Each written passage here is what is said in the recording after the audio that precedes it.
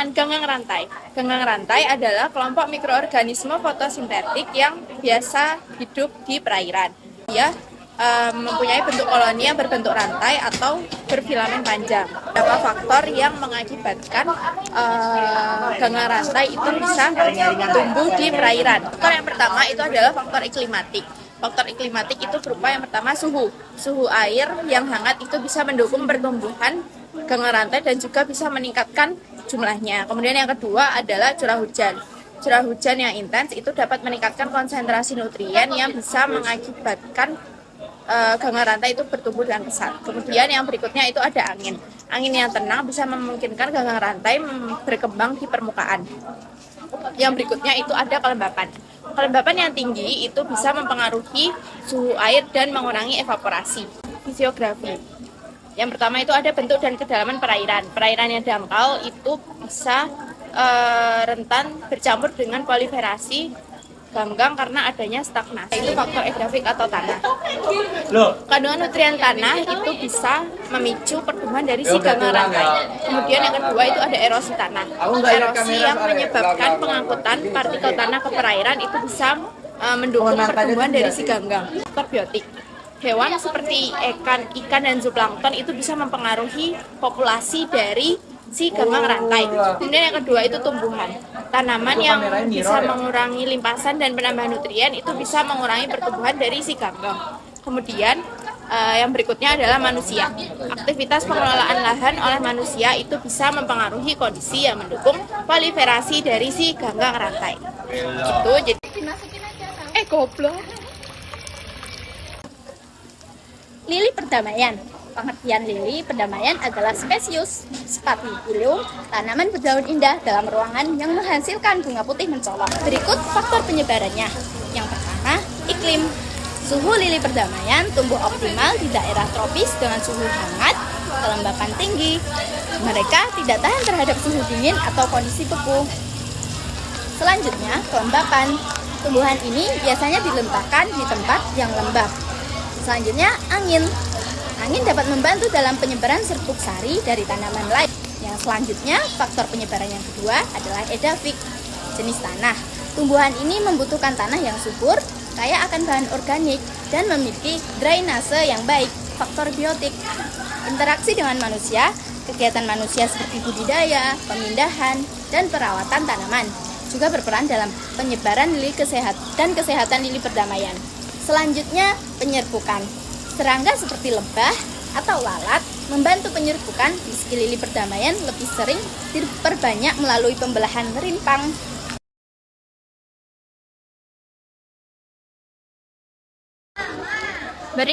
Beringin disebut juga sebagai ara atau ficus. Bejamina dikenal sebagai tumbuhan pekarangan dan tumbuhan hias pot. Faktor biologis, yaitu karena hewan, dengan cara penyebaran biji yang dimakan oleh hewan yang nantinya akan keluar menjadi kotoran hewan yang menyebar ke berbagai lokasi. Yang kedua, ada manusia. Dengan cara penanaman bisa di taman, di tepi jalan, dan di sekolah seperti ini. Faktor iklim atau klimatik, suhu udara yang hangat, curah hujan yang cukup, dan kelembapan. Kelembapan yang tinggi bisa dibilang masuk dalam kelembapan mesophyta karena ia tumbuh di tempat yang lembab tapi tidak basah.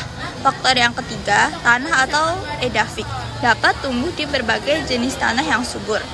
4. Faktor topografi atau fisiografik. Pohon beringin dapat tumbuh di berbagai ketinggian, tapi sering ditemukan di dataran rendah yang lembab. Ini pohonnya guys.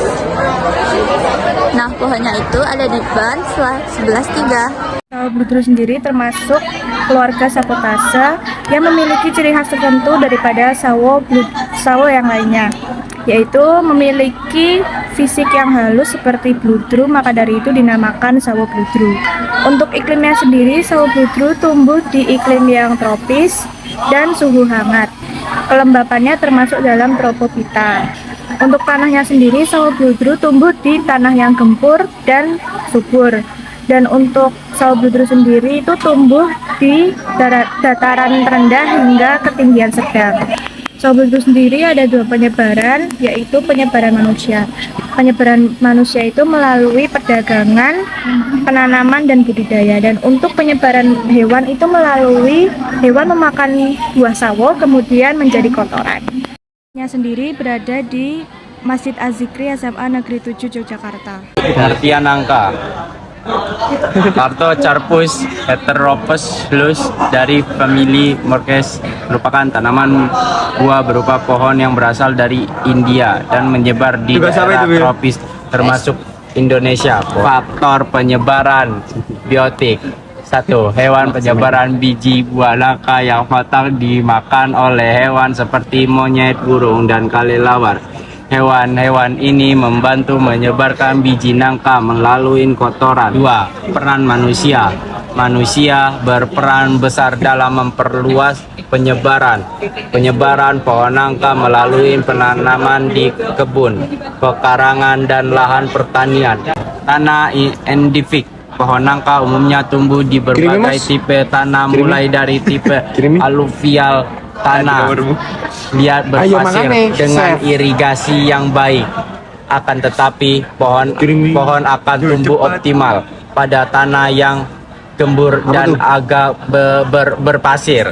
Iklim. 1. Curah hujan. Pohon nangka cocok tumbuh di daerah yang memiliki curah hujan rata-rata 500 dan 2.500 mm dan musim keringnya tidak terlalu panjang.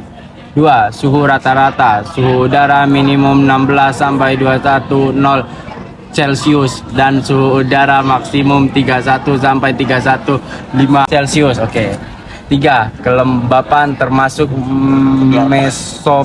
mesopita. Dengan kelembapan udara yang tinggi diperlukan untuk mengurangi penguapan.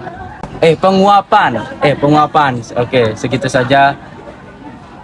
Ya. Berikut ini adalah tanaman zodiak atau bisa disebut Evodiazua violens yang dikenal sebagai tanaman pengusir nyamuk. Faktor penyebarannya dipengaruhi oleh iklim mati, edafit atau tanah, dan juga faktor biotik. Untuk faktor iklimatiknya dipengaruhi oleh 3. Yang pertama adalah kelembapan. Zodia tumbuh di daerah yang lembab dengan iklim yang tropis, yang hangat dan lembab, terutama di dataran rendah hingga menengah. Lalu yang kedua adalah faktor iklimatik suhu. Tanaman ini berasal dari Papua sehingga cocok dengan lingkungan yang memiliki suhu yang hangat dan curah hujan yang cukup. Faktor yang kedua adalah edafit atau tanah. Zodia membutuhkan tanah yang subur, gembur, dan memiliki drainase baik. Tanaman ini lebih menyukai tanah yang kaya akan bahan organik. Lalu, yang terakhir adalah faktor biotik. Yang pertama, interaksi dengan manusia. Manusia berperan besar dalam penyebaran zodia, karena banyak orang yang menanamnya sebagai tanaman hias atau sebagai pengusir serangga di rumah. Aktivitas ini membantu memperluas persebarannya di luar habitat aslinya. Lalu yang kedua, faktor biotik serangga penyerbuk. Walaupun zodia tidak dikenal sebagai tanaman yang sangat bergantung pada penyerbuk tertentu, kehadiran serangga seperti belalang yang membantu polinasi dapat mendukung reproduksi dan penyebaran alami melalui biji. Faktor-faktor tersebut bekerja sama dalam menentukan di mana tumbuhan zodia dapat tumbuh dan berkembang. Tempat di mana tumbuhan zodia ini adalah di utara UKS SMA Negeri 7 Yogyakarta.